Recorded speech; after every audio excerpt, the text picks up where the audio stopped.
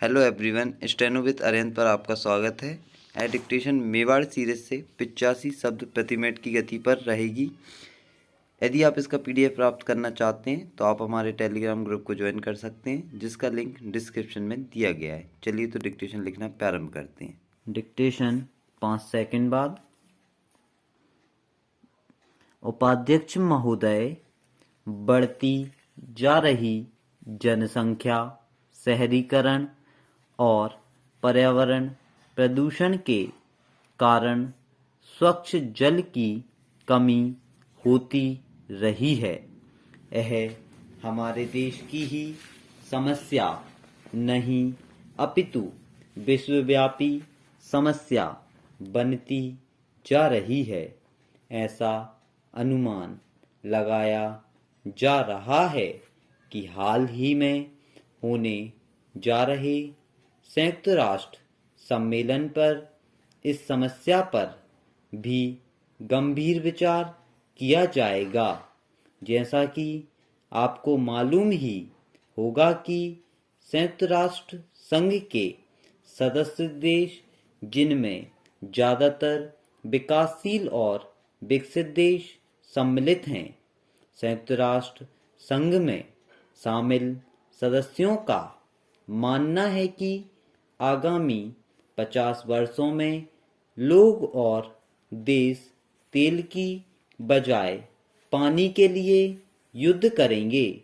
श्रीमान, अभी हाल ही में जल समस्या के कारण उत्पन्न हुई स्थिति के बारे में मैं आपके समक्ष ज्वलंत उदाहरण पेश करने जा रहा हूं और कहना चाहता हूं कि इसके पहले भी आपको ये उदाहरण देखने को मिले होंगे। भारत की राजधानी दिल्ली में इस वर्ष जल संकट इतना गहरा गया है कि दिल्ली जल प्रदाय संस्थान को जल समस्या के निराकरण करने के लिए संभवतः पानी के समान वितरण हेतु राशनिंग व्यवस्था लागू करने पर विचार करना पड़ रहा है। यह माना जा रहा है कि राशनिंग की यह परिस्थिति पहली बार निर्मित हुई है। देश में कटौती करने का यह पहला अवसर नहीं है। हमारे राजस्थान में समय समय पर भांति भांति तरीके से कई बार हो चुकी है।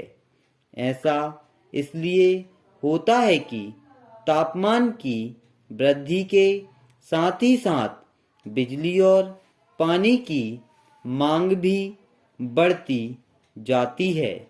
ऐसा इसलिए करना पड़ रहा है कि राजधानी के अंदर पानी का उत्पादन 540 एचजीडी है, जबकि मांग 725 एचजीडी है। इस हिसाब से मांग और आपूर्ति में भारी अंतर दिखाई पड़ रहा है। इस अंतर को देखते हुए हरियाणा द्वारा 50 एमजीडी पानी बराबर अनुरोध करने के बावजूद नहीं छोड़ा जा रहा है। यमुना नहर चूंकि हरियाणा राज्य के कब्जे में है और दिल्ली वासियों को पानी प्राप्त करने के लिए उसके मुंह की और बार बार ताकना पड़ता है। गत दिनांक यमुना बोर्ड की बैठक में निर्णय यह लिया गया था कि वह आवश्यकतानुसार क्यूसेक पानी छोड़ने को तैयार हो गया है।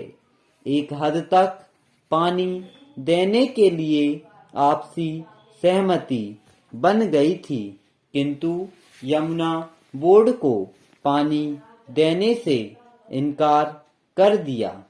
यदि हरियाणा ने यमुना का पानी नहीं छोड़ा तो दिल्ली जल प्रदाय संस्थान सर्वप्रथम वह अपने अधिकांश इलाकों में उपलब्ध पानी को समान रूप से वितरित करने का प्रयत्न करेगा। अगर इससे भी समस्या नहीं सुलझी तो फिर इस गहरे जल संकट से निपटने के लिए पानी की राशनिंग के अतिरिक्त और कोई रास्ता नहीं बचेगा। फिर भी कोई ना कोई हल निकालना होगा।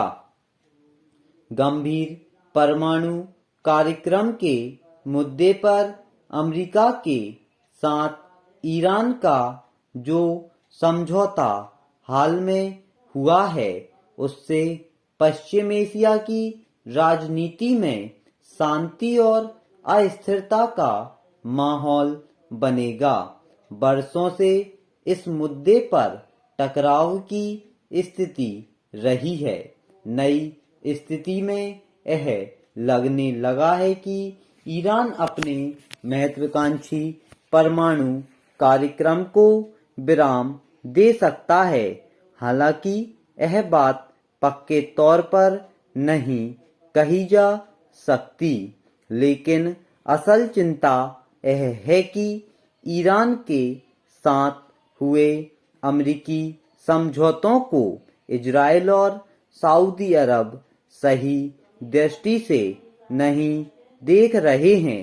अपने स्वाभाविक दुश्मन की नजदीकी शायद उनको रास न आ रही हो, लेकिन अगर दुनिया परमाणु हथियार से सुरक्षित होने की दिशा में अच्छा कदम आगे बढ़ाती है तो इस पर किसी भी देश को आपत्ति नहीं होनी चाहिए।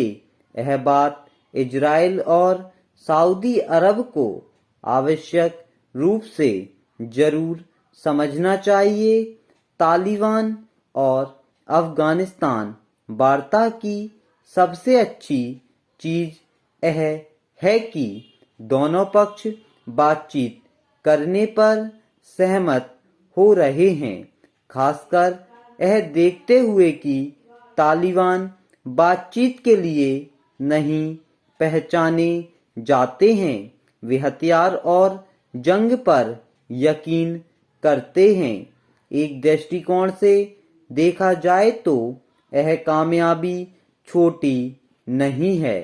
ऐसा अनुमान के तौर पर कहा जा रहा है कि तालिबान कड़ी शर्तों के साथ बातचीत करने के लिए आने को तैयार हो सकता है।